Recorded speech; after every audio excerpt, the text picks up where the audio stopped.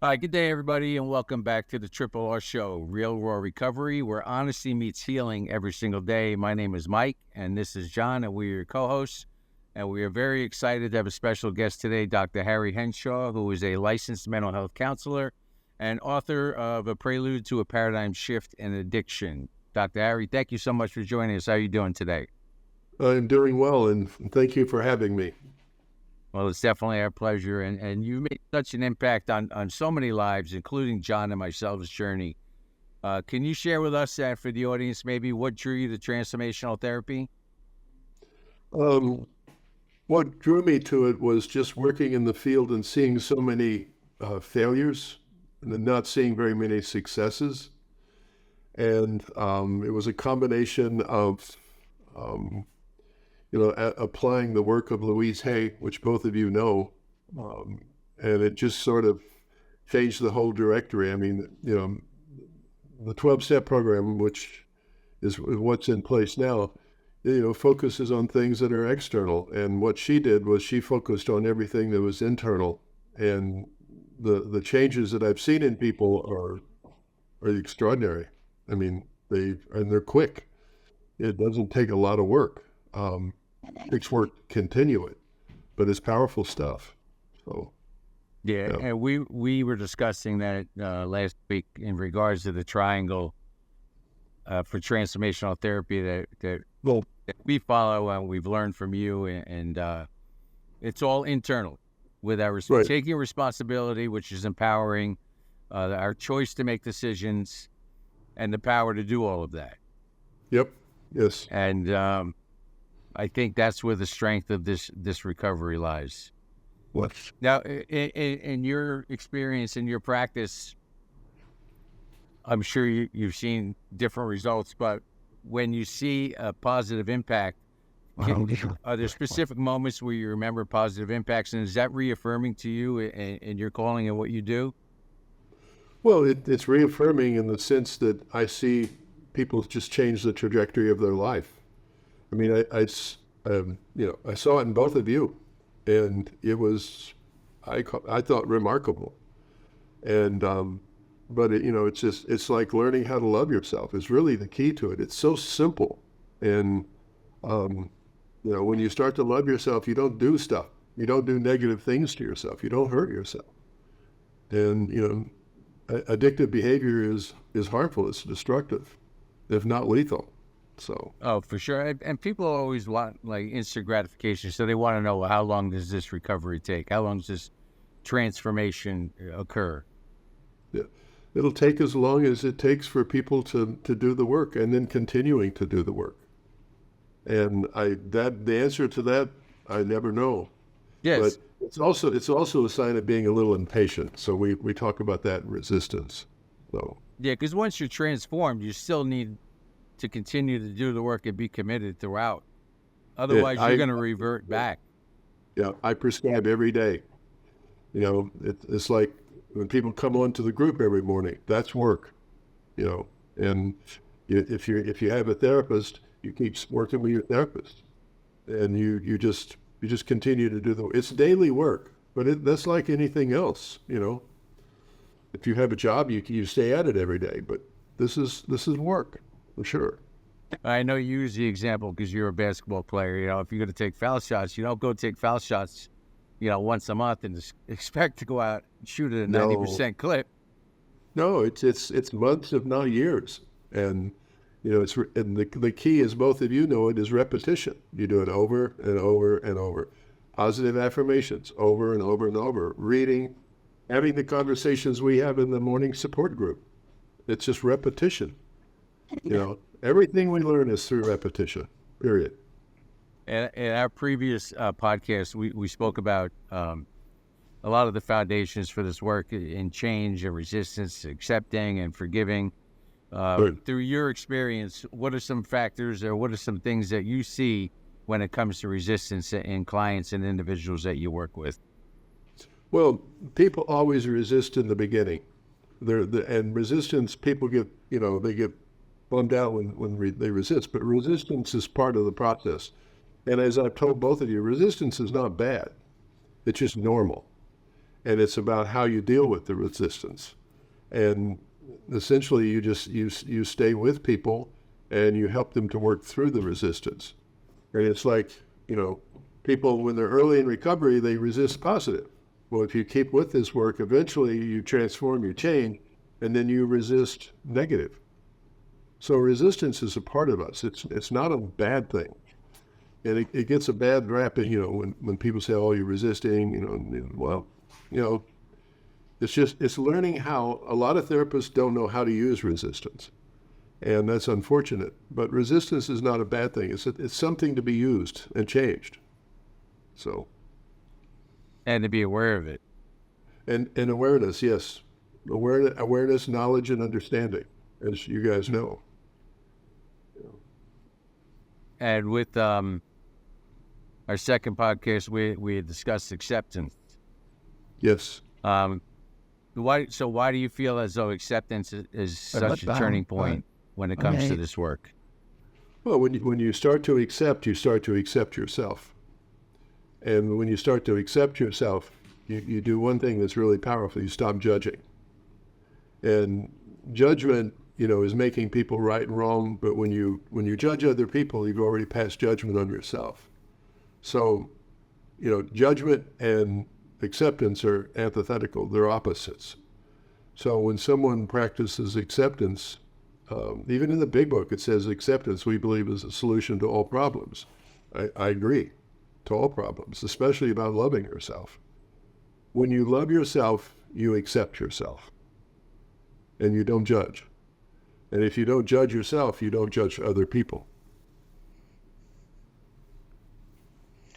So moving on to our third podcast, Dr. Airy, we talked about forgiveness. How important is forgiving what you've done and what you've created in the past? Forgiveness is about letting go of the past. It's about moving yourself into the present. Because as both of you know, the past and the future don't exist. So it's sort of like people are living an illusion when they're in the past. They're trying to fix things. They're they're holding on to the past. They're blaming people. And when you're blaming people, then you've limited your power if you have any power. So when you forgive people, you let go of the past and move into the present. Louise Hay said that, people should learn how to live their entire life in the present and to really stay out of the past, because the past doesn't exist and the future doesn't exist. So that's all our power is. I mean that was, you know about forgiveness. I mean, that was one of the elements with you that started to transform you. It's almost like you could see it. It's everything about your being changed. I know for me, it was one of the hardest things to do, I think, for me. Yes, absolutely. Then But Dr. you see Harry, the result? go ahead. I'm sorry. No, I'm just saying you saw the result. You felt the result. Well, people saw it too. When you talk about there is no past and there is no future. So if you start spending all of your time worrying about the past or thinking about the future, then it goes back to what we talk about with moments. And ordinary moments, there are no ordinary moments. Every moment is extraordinary. Right. But if your mind is here and your mind is there, then you're never making time for extraordinary moments. Every single minute of your day should be the best minute of your day. Yeah. And if you're doing that, you're limiting yourself, you're limiting relationships, you're limiting your job, everything, because everything that's real exists in the present. So, for example, relationships. You can't have a good relationship if you've lived most of your life in the past.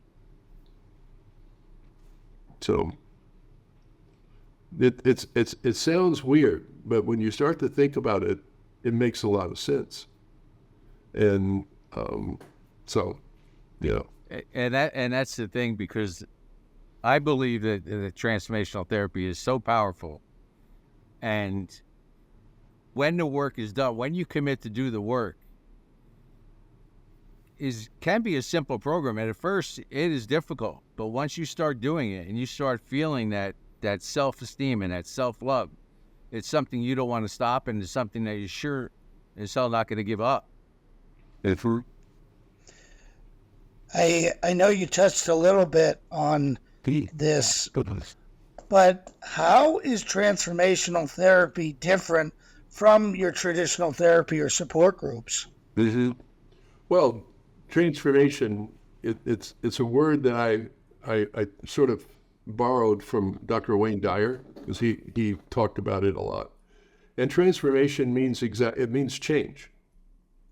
So, the whole process is about changing. So what do you change? You change your behavior? No, you got to change your thinking. And, when I was living in Chicago and I got into rational emotive therapy, the predecessor of cognitive behavioral therapy, and then moved to Boston and, discovered Louise Hay, it's all about changing your thinking. And for some people, that's very difficult. But when you get it, it's just like, things open up and you take off. So it's really like a launching pad, because people in active addiction, they're thinking, but they're just thinking the wrong thing. Everything is negative being fed into their subconscious. And we've been doing that for 10, 20, 30, 40 years. Long time. Yeah. So the subconscious through the conscious has to be reaffirmed, and then we need to bring that subconscious to the conscious. Right. To change our behavior. Yeah. And the key that unlocks that process, Mike, that you just talked about, is when people deal with the issue of, oh yeah, I do love myself while I'm using. And that's a lie they keep telling themselves. Because you both know when, I gently, with respect, confront somebody, and then all of a sudden they get it. Like they really don't love themselves. When people get that, the door opens. There's a breakthrough. You start to create the space for change. And once you get it that you didn't love yourself, you automatically want to well, how can I love myself? Now the process has started. And you would say that's why it is extremely important to do mirror work in this process. The mirror work is as I told both of you, it's one of the most powerful processes for rewiring the subconscious mind, feeling better. It gets right to the nitty gritty. It goes right to the unconscious. It's access to your unconscious mind. It's just that simple. And when you say you ask people about their self-esteem and they tell you they have great self-esteem, it's not even as though they're lying, right? But they don't even know what self-love is yet. No, they're not volitionally lying. They're telling you what they believe. Yeah. But it's all about your thoughts and your beliefs. They have to be given up, they have to be confronted, and then people say, well, I really don't believe that. So they're coming from, believing that they were lying to themselves. But no, it's not malicious, for sure. Because they truly believe they love themselves while they're using, which, is not true. So, but when they get it, then something goes off and they start to do the work. So. Yeah, I know for me, that's really where it took place, is in front of the mirror. Yeah. Powerful. It's extremely powerful. And initially can be very difficult too, because you're confronting yourself, as you guys have the podcast, in a raw sense. There's nothing between you and yourself, and that's when you start to get that you start to transform you. It's a personal transformation. Nobody's transforming you. You are doing that to yourself. No, you're not initially in the early stages. When you start doing those positive affirmations and you're talking to yourself, you don't believe a word you're saying to yourself. No, when you're absolutely. saying I'm perfect, whole, and I'm complete, and I love my life exactly as it is right now. Oh, no, I don't. Yeah, no, I'm not. You may even believe that you're a fraud, that you're being a fraud, just not saying the truth. Well, that's true. You don't believe it. But like anything else, when you continue to tell yourself you're perfect, whole, and complete, or you love yourself, eventually you will accept that. Because that is the truth. Self-love, you are perfect, whole, and complete, as we've talked about. It's just, the problem is you don't believe it. Now, when you come to believe it, that's your truth. Now, some people had brought up mirror work with one of their tactics for resistance was, well, I don't want to seem as though I'm egotistical. Right. That I'm looking in the mirror and I think, I love myself and I'm the best. But that's not it at all. Not at all. No. That's more resistance to the process. And they just have to keep, they haven't fully gotten the fact that they don't love themselves. But it is resistance. But eventually, both of you had it when you started doing it. Eventually, it's like, okay, yeah, I got this. I do love myself now. And you're in that process. It's like feeding the good wolf every morning. So, powerful stuff. So that kind of ties into, our topic we wanted to talk about was commitment. So this is something you have to do on a daily basis. Absolutely. Yeah. This is not something you can do every couple of days. No, this has got to be done daily. It's like, it's like you use the example of basketball. When I was actually playing many years ago, it was daily. You'd get out there and it was a daily routine. And, this is something that you have to continue to do it every day. It's like the group, doing affirmations, mirror work. I encourage people to read, as you know. But yeah, it's stuff that you do daily. But at some point, you start to enjoy. I enjoy the work now. So at some point, one of the breakthroughs is that you like to do it. You love to do it. It feels good. As opposed to other things that don't feel good. We do things that feel good. And I love her work. I love to listen to her videos. They're like, my God, it's like as I've said, her work is like angelic. It's just incredible. So. Yeah, that's how I am today. I do this work and it makes me feel good. I don't need the substance to feel good. Right. I love myself today, and what I do on a daily basis makes me feel good. Right.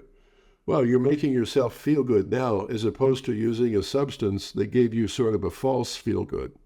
It didn't give you a real feel good, it just because it wore off and then you felt bad. But now you know how to make yourself feel good naturally. And it's also good to get to the point where feeling good about yourself is paramount compared to what other people think about you. Absolutely. Yeah, again, that's external. So, what other people are thinking about it is neither here nor there to me. Yeah. And I know you're not concerned about what other people think of you. I don't personally care. I don't go out of my way to offend people, which I wouldn't do that.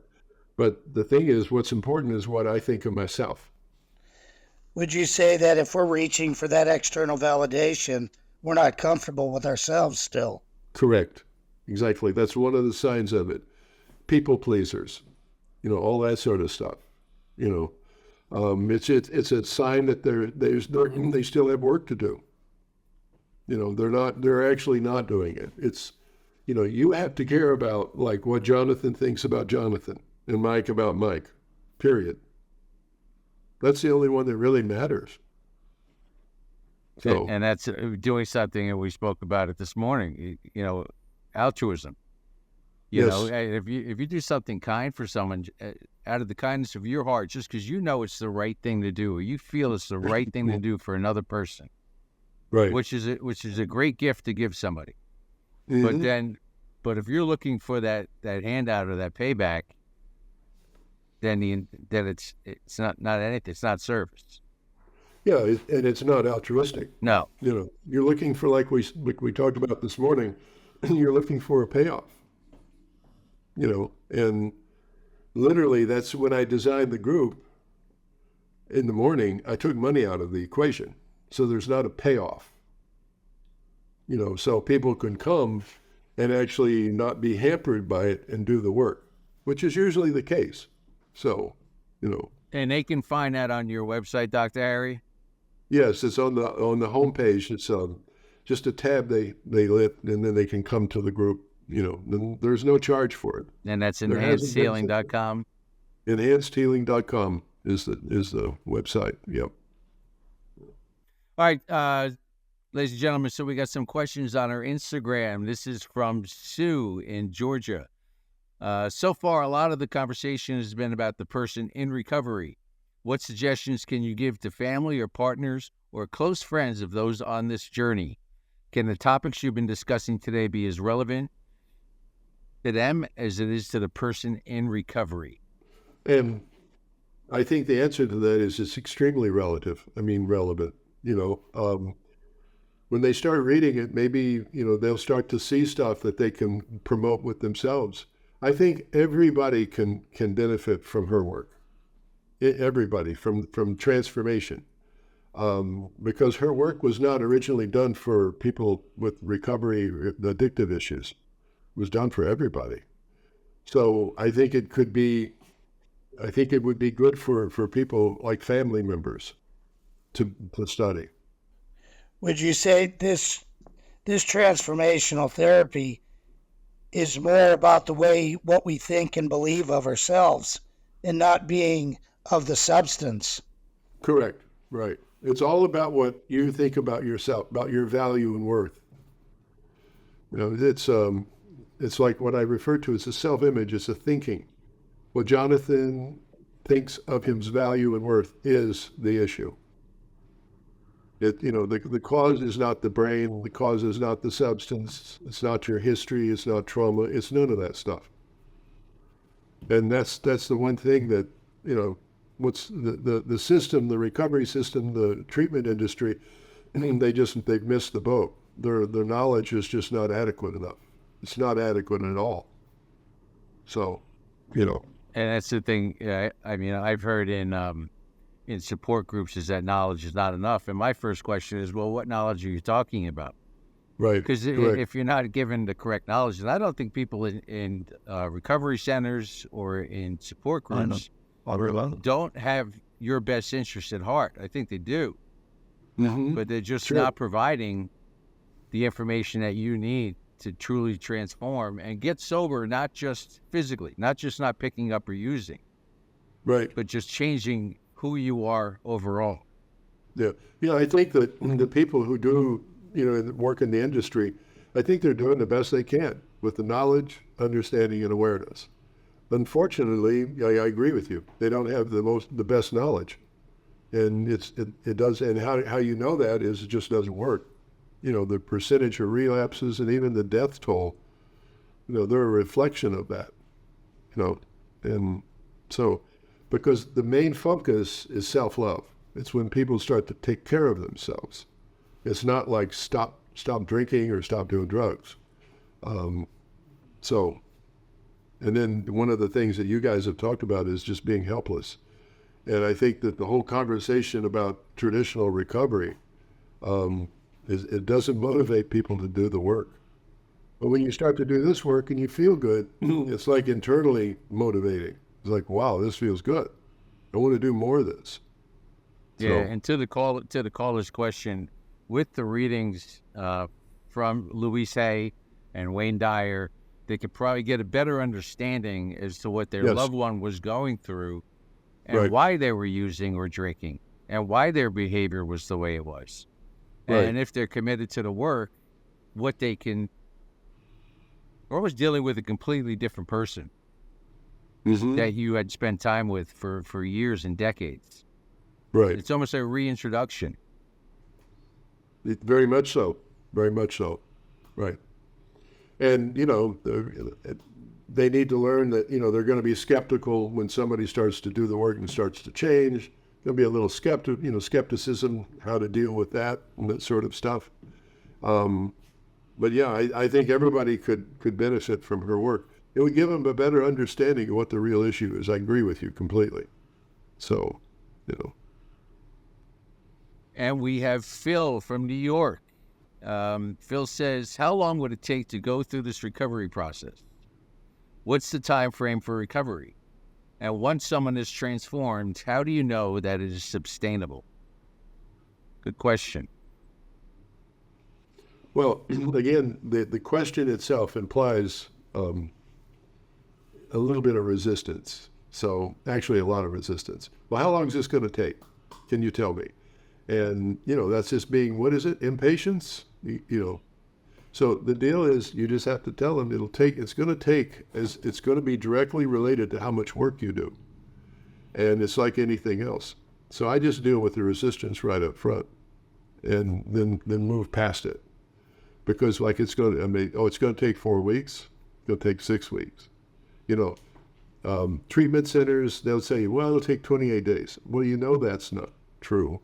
And, it's going to take 60 days. Well, that's not either. You don't know any of that. It's not time. It's effort, you know. And there is no destination with this transformational therapy. No. You're not going to complete it. There is no completion. There is just the transformation. The journey is the change, is the transformation. And, you know, when you really fall in love with and enjoy the journey, that's what you will continue.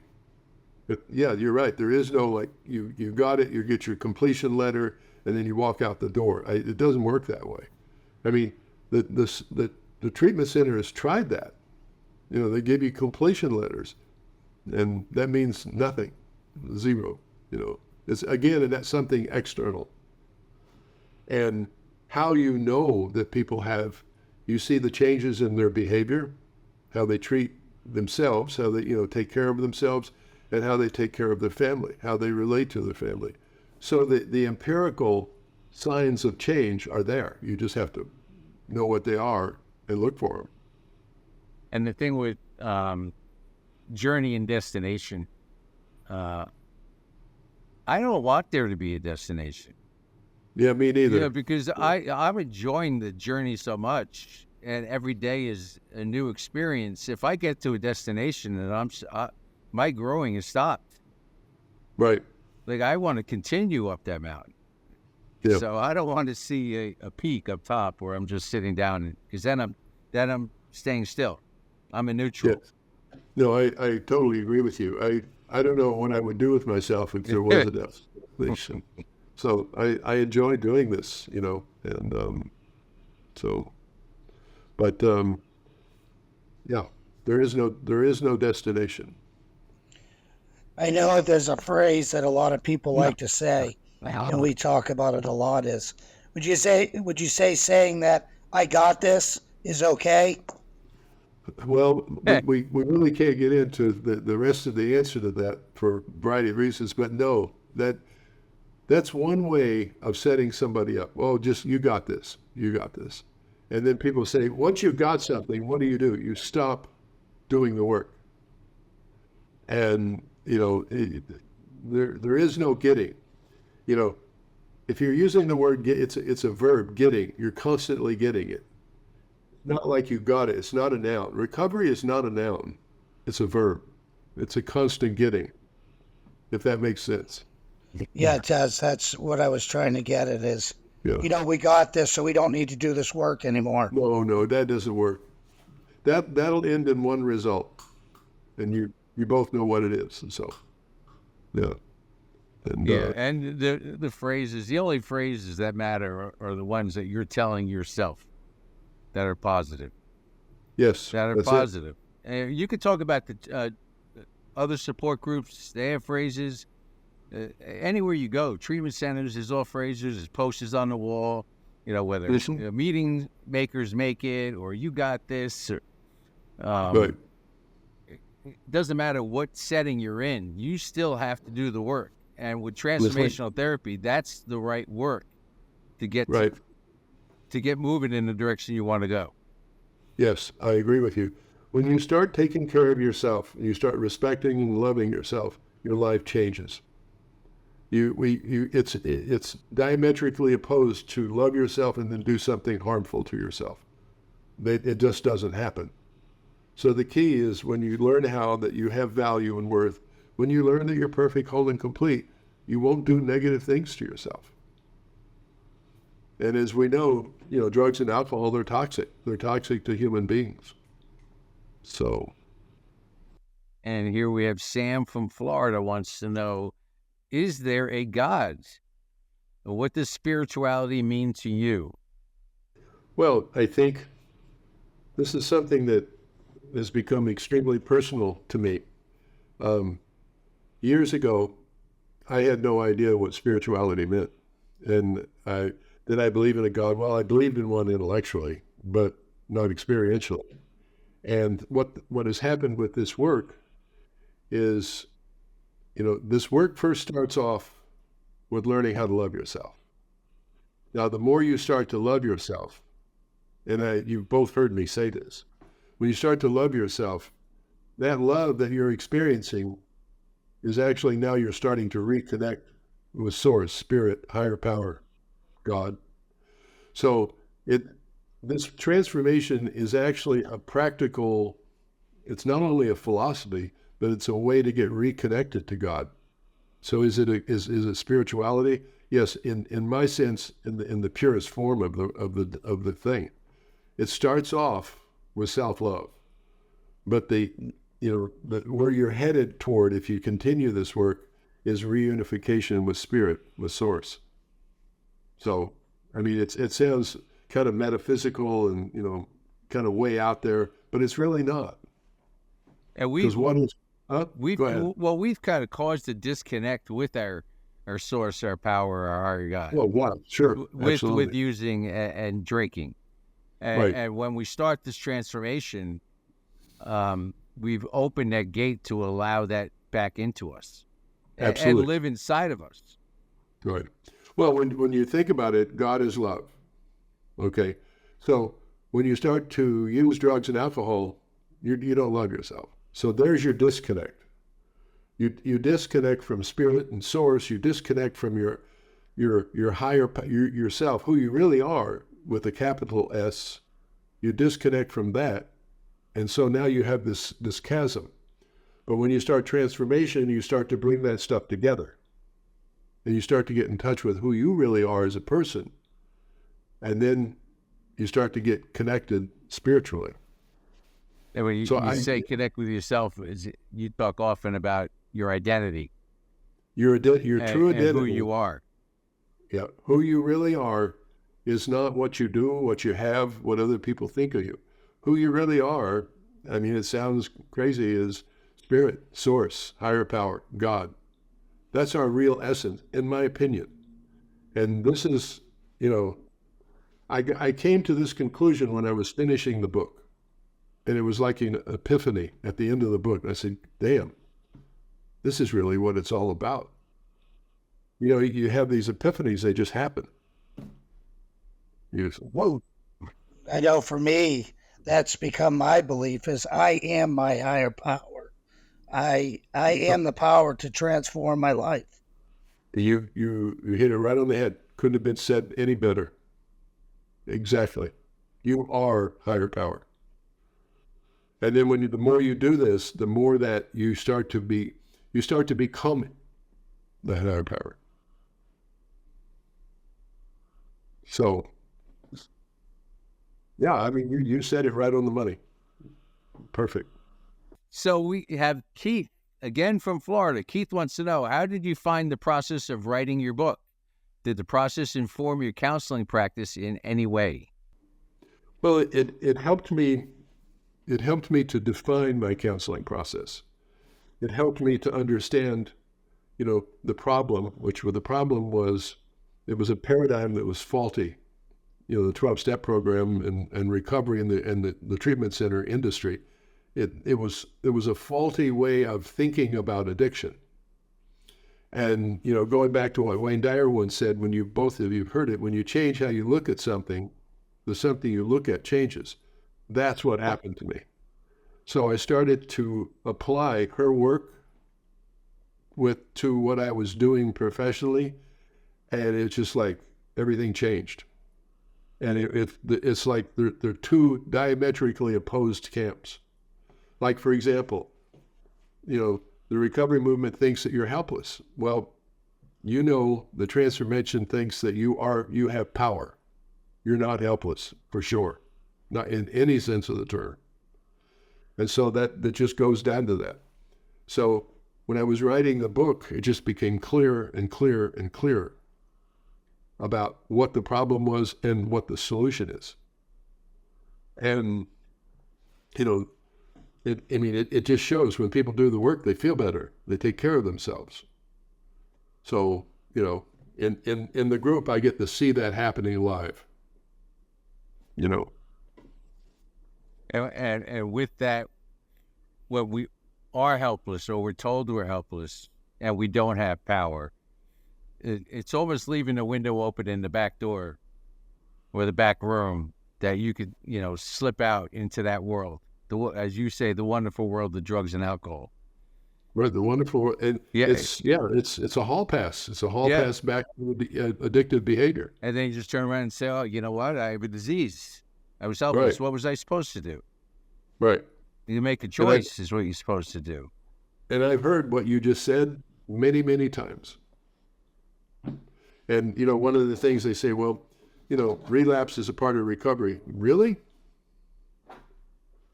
No, it's not. And even professionals say that. Well, there's a difference between relapse and lapse. And I'm like, no, there's not. What are we talking about? Right. No, it's not a part of recovery. It's an indication that you've still got a lot of work to do. Yeah, it's just telling yourself it's okay to go out and use, because that's part of the process. Well, if you're at that place, you still haven't accepted some of the fundamental stuff about about transformation. When you accept the 10 principles of transformation, or even if you just do the triangle, the 3 of them, that literally the acceptance of that starts you to change. If you start to accept the 10 principles accept the 10 principles you don't want to use.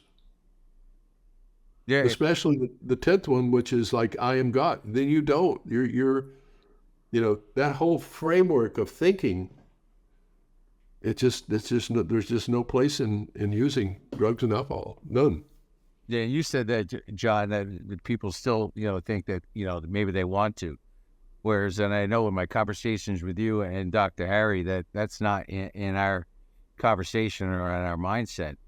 But I remember a conversation I had with you, Dr. Harry, when I tried to ask you, well, if I change my self-esteem and I look in the mirror, so you're saying I can go out to the game and have, a couple of beers, or was it a couple of beers? And I remember like it was yesterday, and you just paused, almost like by design, and just turned and looked at me in slow motion. You're like, Mike, it's not that you can't, you don't want to.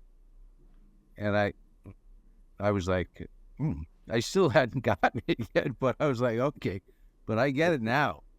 Right. Yeah. Well, it's like I was saying, what we do on a daily basis today makes us feel good. That's not even a thought in my mind today, is, having a drink or a drug. What I do, loving myself today and the work that I do on a daily basis makes me feel good. Right. And part of that process, like I said, is all of the things that you put in place. And the deal is that if you continue to keep those things in place, you just keep moving forward. Yeah. So again, in closing, Dr. Harry, thank you for joining us today and sharing your wisdom with us. I know it's been instrumental to so many people and John's journey and my journey. And to our listeners, I hope you enjoyed the show and you take all of the advice that you got and apply it to your lives. And again, remember that sobriety is not just about not picking up or using. It's about transforming your entire person, who you are, your soul, your identity, and becoming the best person that you absolutely can without picking up, without using, and being your true self. Thank you for coming to Real Raw Recovery, where honesty meets healing every single day. If you liked, please share and visit our site at real_raw_recovery or realrawrecovery.org or Dr. Harry's website at enhancedhealing.com. Thank you very much, everybody. Have a great day. Thank you. Thank you. Thank you again, Dr. Harry.